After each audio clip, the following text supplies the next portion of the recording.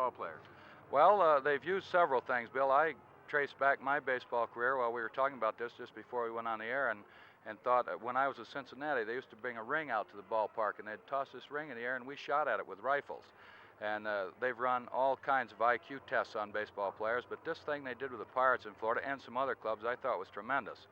As I said before, we have a group of baseball people now, especially at the major league level, who are college boys, and we're force-feeding ball players today. They're getting there faster than they ever got there before, and of course we'll have some weaknesses that they haven't had a chance to overcome yet.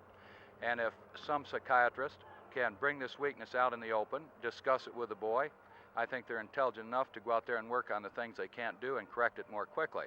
The force-feeding of baseball has come. It's here to stay, especially with expansion. And if somebody along these lines can certainly correct a weakness, I'm all for it, and I think it's a good thing. I think the idea behind all of this was the fact that this would eliminate some of the drafting of players and paying bonuses to players who probably wouldn't make it. Well, we're doing a lot of things now in baseball that they've never done before. We're going to have to come up with 95 players for the 4 expansion teams, and that means that guys like me and all the minor league managers in our organization, I'll talk about, are going to have to reevaluate every player. We have already sent scouting cards in on them and so forth, but now the expansion, they call us and say, reevaluate. We don't want to lose anybody with any potential.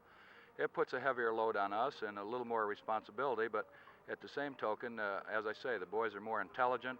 We take that into consideration, how fast he can overcome his weaknesses, and of course that's all put through like a computer in Pittsburgh. This vast minor league farm system of theirs is just highly commendable the way they do it. And I don't think we're going to lose too many guys that are going to be real good ball players, and I think this is one of the reasons.